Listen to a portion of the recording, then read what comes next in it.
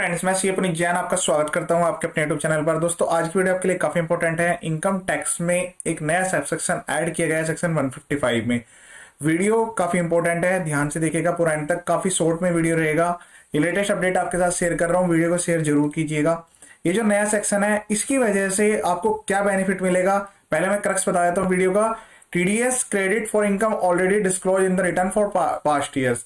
तो इसका मतलब ये है, ये जो नया सबसेक्शन ऐड हुआ है, सबसेक्शन 20 सेक्शन 155 में, इसकी वजह से इनकम टैक्स में जब आपका टीडीएस डिडक्ट कर लिया जाता था, उसके बाद जब आप उस इनकम को रिपोर्ट करते थे, उन दोनों की मिसमैचिंग की वजह से, सपोज कीजिए मैं एक एग्जांपल यहां पर ले लेता हूं कि 22-23 में अगर आपका टीडीएस किसी पार्टी ने डिडक्ट नहीं किया है, बट वो जो इनकम है वो आपको पास ऑन कर दी गई है और आपने उस इनकम को इनकम टैक्स में प्रॉपरली रिपोर्ट भी किया है, क्योंकि जो इनकम है वो एक्रूअल बेस आपने रिपोर्ट कर दी।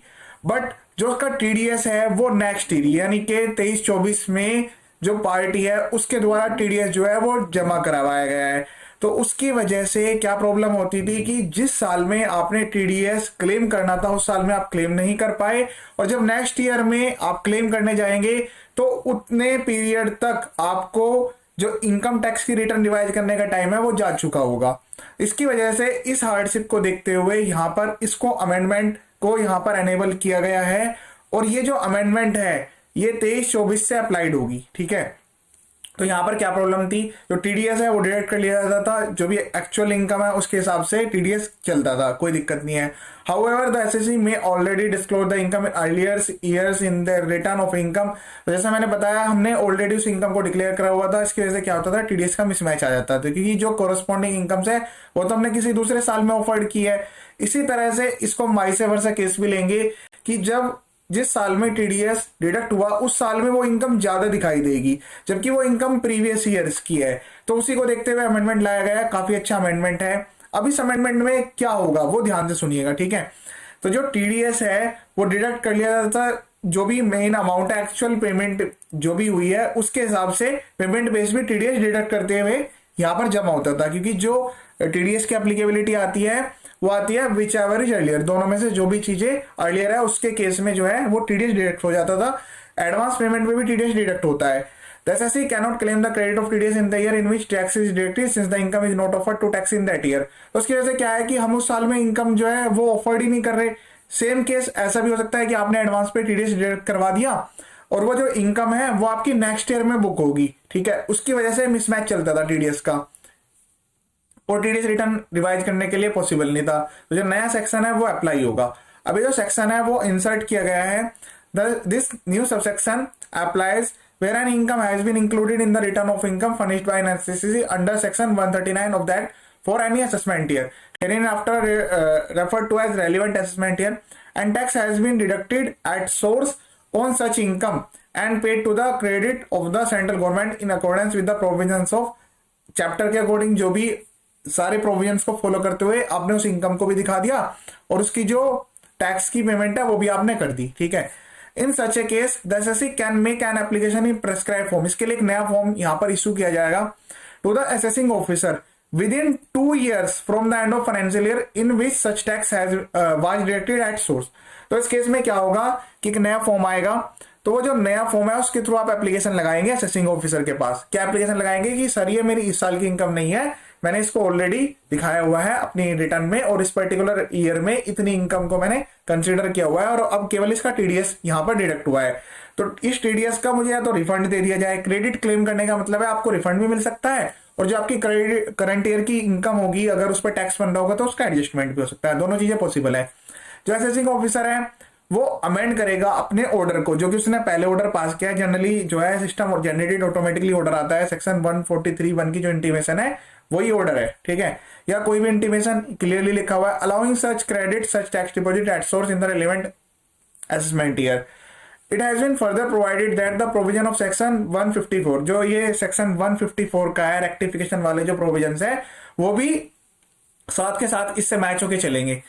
so for as may be applied thereto, and the period of 4 years specified in subsection 7 of that section shall be reckoned from the end of the financial year in which such tax has been deducted। तो जो rectification वाला जो provision है ये भी उसी साल से काउंट माना जाएगा जिस साल में वो टैक्स डिडक्ट किया गया है। तो ये भी काफी अच्छा पॉइंट आ गया। Further credit of such tax deducted at source shall not be allowed in any other assessment year. तो ये तो जेन्युइन बात है कि एक बार आपने क्लेम कर लिया तो उसका जो क्रेडिट है वो बार बार नहीं मिलेगा। ये तो जनरल प्रोविजन है कि जिस साल में आप क्लेम कर लेते हैं उस साल में उसको दोबारा से वो नहीं मिलता है। तो ये हार्डशिप आ रही थी। हार्डशिप आप समझ गए होंगे कि जिस साल में टीडीएस डिडक्ट हुआ है उस साल में तो उसका क्रेडिट हम क्लेम नहीं कर पाए क्योंकि वो हमारे 26 एएस में एआईएस में नहीं आया था। हमने अपनी रिटर्न भी भर दी, इनकम भी दिखा दिया, उस पर टैक्स भी पे कर दिया, बट जिस साल में वो आ रहा है जो टीडीएस आएगा उस साल में वो इसलिए नहीं मिल पाता था क्योंकि ये तो प्रीवियस ईयर से रिलेटेड है। तो हम अपनी जो रिटर्न है उसको हम अमेंडमेंट नहीं कर पाते थे। जब तक ये रिटर्न अमेंडमेंट करने का जो टाइम पास ऑन हो चुका था होता था तो हम उसको अगले साल में उसको क्रेडिट नहीं ले सकते थे, क्योंकि अभी जो करंट रिसेंटली अमेंडमेंट आया था उसमें इन्होंने ये अलाउड किया था कि जिस साल का क्रेडिट है, मतलब जिस साल का टीडीएस है, आप उसी साल में क्लेम करेंगे। इससे पहले क्या हुआ करता था, जब ओल्ड पोर्टल था तो आप 3 4 5 सालों तक का एक साथ ही आप जो है टीडीएस भी क्लेम कर लेते थे। पोर्टल अलाउड कर देता था, रिफंड भी आपको मिल जाता था। बट अब ऐसा नहीं है। जिस पर्टिकुलर ईयर का आपको टीडीएस डिडक्ट हुआ है उसी साल की इनकम से आप उसको एडजस्ट कर सकते हैं, मतलब टैक्स एडजस्ट कर सकते हैं या फिर रिफंड अप्लाई कर सकते हैं।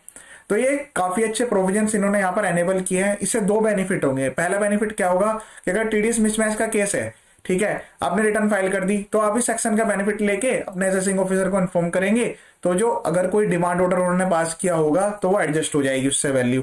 दूसरा, अगर आपने टैक्स भर दिया होगा और आपका रिफंड बन रहा होगा तो रिफंड भी आपको मिल जाएगा।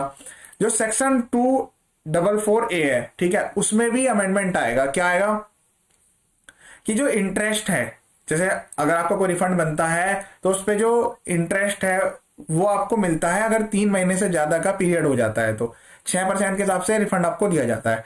जो interest on the refund arising out of above rectification shall be for the period from the date of application to the date on which refund is granted.